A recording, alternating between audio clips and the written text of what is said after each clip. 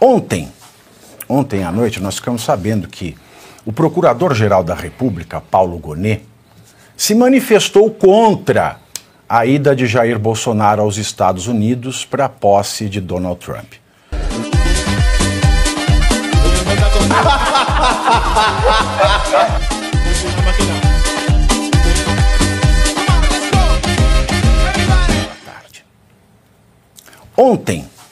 Ontem à noite, nós ficamos sabendo que o Procurador-Geral da República, Paulo Gonet, se manifestou contra a ida de Jair Bolsonaro aos Estados Unidos para a posse de Donald Trump. No documento que ele enviou ao MSTF, Gonet afirmou que não foi demonstrada, vou abrir aspas para o parecer, necessidade básica, urgente e indeclinável, fecho aspas, de Bolsonaro sair do país. O PGR também disse que o ex-presidente não apresentou, aspas, fundamento de especial relevo que supere o elevado valor de interesse público que motiva a medida cautelar em vigor, fecho aspas. E que a viagem desejada, aspas, pretende satisfazer interesse privado, fecho aspas, e não se mostra imprescindível. E hoje, agora à tarde, segundo informação do portal G1, o ministro Alexandre de Moraes seguiu a recomendação da PGR. Aliás, é engraçado, né? A PGR, ela recomendou a soltura do Clezão, aí passou um mês, 2 meses, o Clezão morreu, ele não viu. A PGR já solicitou a soltura de morador de rua, não viu. Aí assim, ó, vapt-vupt, ele já seguiu a recomendação da PGR e rejeitou o pedido de devolução do passaporte de Bolsonaro. Eu quero lembrar para vocês, antes de chamar o nosso convidado, o seguinte: eu estava pensando com os meus botões de manhã, porque em 2018, que foi o ano em que aconteceram as eleições, nas quais Bolsonaro elegeu-se presidente da República, 2 dias depois que o Lula foi condenado no TRF4, Tribunal Regional Federal da 4ª Região, lá no Paraná, que aumentou a condenação que ele tinha recebido. Aumentou a condenação de 9 anos e 6 meses para 12 anos e 1 mês de prisão, no caso do triplex, ou triplec, como diz o Lula, no Guarujá. O Lula, ele já tinha recebido autorização para viajar para Addis Abeba, que é capital da Etiópia, para um evento da FAO. E dentro desse processo tiveram vários pedidos de retenção do passaporte. E o advogado do Lula, que hoje é ministro do STF, o Cristiano Zanin, e que faz parte da turma de julgamento no STF do ministro Alexandre de Moraes, ele afirmou o seguinte, aspas, para o Zanin em 2018. Não há qualquer impedimento legal para que o ex-presidente Lula faça uma viagem ao exterior. Fecho aspas. Segundo o Zanin, antes advogado de Lula e hoje ministro do STF, a Constituição garante ao ex-presidente o direito de ir e vir enquanto os recursos contra sua condenação não forem esgotados. Olha que interessante. Só que o Lula ele acabou não indo para a Etiópia, para Addis Abeba, porque um outro juiz federal, de um outro estado da federação, em um outro caso que não tinha nada a ver com a condenação do triplex do Guarujá, que foi o doutor Ricardo Leite, que era juiz da 10ª Vara do Distrito Federal, ele, nos 45 do segundo tempo, apreendeu o passaporte, aí já estava em cima da viagem, não deu para ir. Em suma, o que eu quero trazer é o seguinte, a depender do que já afirmou o ministro Cristiano Zanin, que faz parte da turma de julgamento no STF do Alexandre de Moraes, existe alguma chance da turma reverter a decisão de Alexandre de Moraes? E para responder, eu quero dar as boas-vindas aqui ao presidente Jair Bolsonaro. Presidente, como vai? Muito obrigado por estar conosco aqui nessa tarde. É sempre uma alegria recebê-lo e para a nossa audiência mais ainda. Pavinato, as que estão nos assistindo, boa tarde. essa questão do passaporte ainda está em jogo. Eu tenho uma equipe de advogados, o doutor Paulo, o doutor Daniel, o doutor Vilardi, que pediram para mim não entrar em particularidades do processo, porque cabe recurso ainda. Então tem muita coisa que está por vir, e eles não querem que uma declaração minha tire o foco do principal para esse episódio.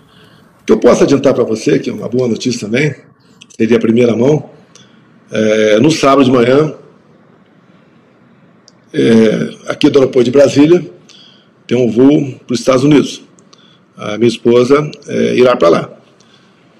Estava convidada, juntamente comigo, ela vai fazer a sua parte. Tenho conversado com alguns próximos do presidente Trump. Ela vai ter um tratamento bastante especial lá, pela consideração que o presidente Trump tem para comigo. Uma amizade construída ao longo de 2 anos.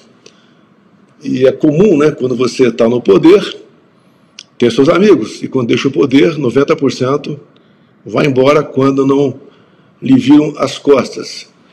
Com o Trump isso não aconteceu. Tudo que ele vem sofreu lá, eu venho sofrendo aqui. Até as similitudes do tiro que pegou na orelha dele e a facada que eu levei aqui no estômago, né? Lá não precisou fazer muita apuração, porque o atirador foi morto.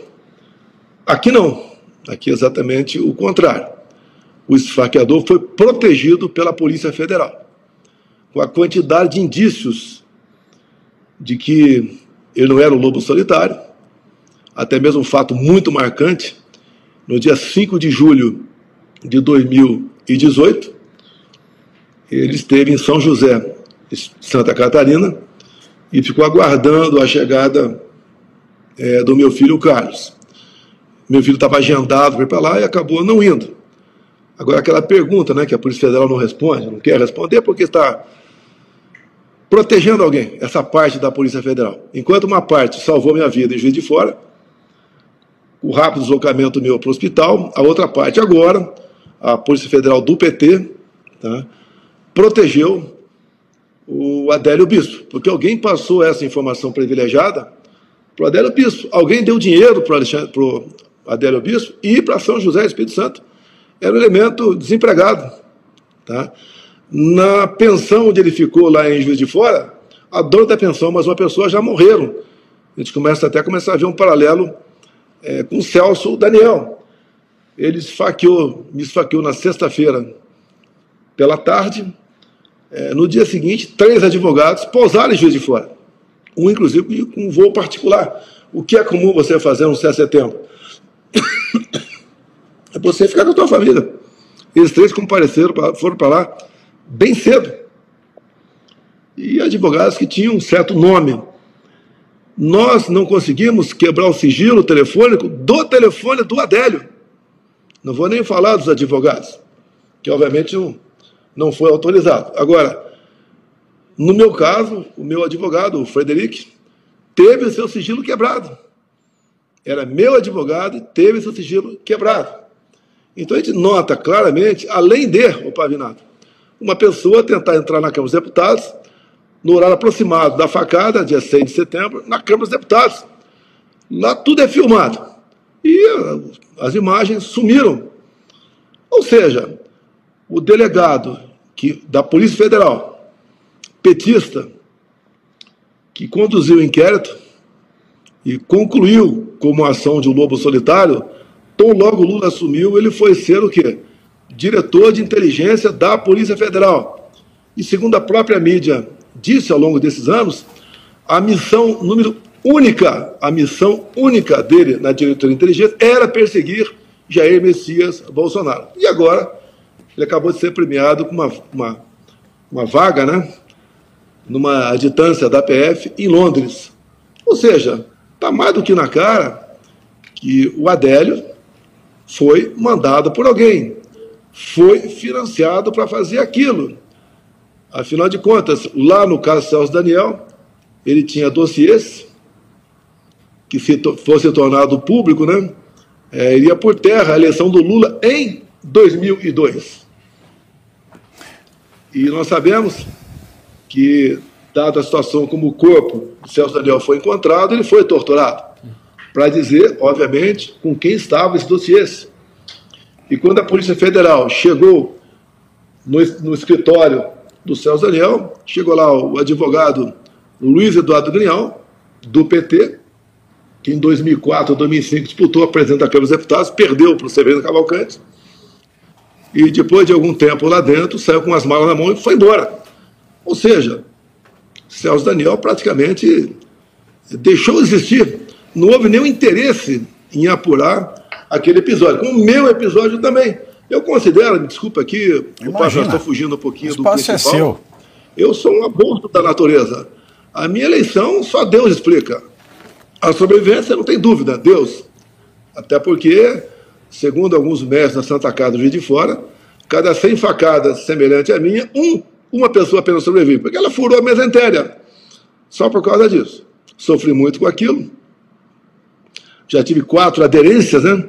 É um negócio terrível, porque você, consciente, fica sentado numa cama e alguém enfia a sonda pelo teu nariz até lá o estômago, né? E, obviamente, bem, acabou, vencemos, graças a Deus sobrevivi, estou aqui, né? Agora, desde após as eleições, a gente sofre com perseguições, retaliações, maneira de atingir familiares seu, quem está do teu lado, como agora tem 40 indiciados aí pela Polícia Federal, alguns pobres coitados, até pela função que desempenhavam, né, pessoas humildes, como num grande plano para dar um golpe lá da Disney ao lado do Pato Donald e do Mickey e do Pateta, né? Mas tudo isso é jogo de poder. O próprio Lula, né, ele foi tirado da cadeia, depois foi descondenado, porque não poderia ter mais de 2 condenações, porque pela lei da ficha limpa não poderia concorrer. E o TSE anunciou a vitória dele no final de outubro. Então, primeiro você curte, que é o preço deste programa. Quanto vale o ingresso para ver este palhaço neste picadeiro bonito? Vale uma curtida. Vale o seu like, o seu joinha, o seu gostei. Então, a sua obrigação é curtir. Se puder, comente, porque quem comenta ajuda no engajamento. Então, primeiro C é curtir, segundo C é comentar, o terceiro C, o que seria muito louvável, seria você compartilhar. Tem um link que é a setinha, uma setinha assim, meia bomba. Sabe aquela... A setinha da pipa do vovô que se esforça, você vai lá, copia o link, cola no seu Orkut, no seu Facebook, no WhatsApp, no Telegram, manda sinal de fumaça, pombo correio, não é pombo correio do banheiro, é o pombo correio que leva as mensagens, você passa para todo mundo que você gosta, para quem você não gosta, você também passa. Então, ó, curtiu, comentou, compartilhou, e se puder, se quiser, se o seu bolso comportar e se seu coração assim permitir, contribua com este programa que vai substituir o Jornal Nacional. Olha que pretensão maravilhosa, hein? Se liga, ô Bonner, nós vamos derrubar o Jornal Nacional. Esta é a meta.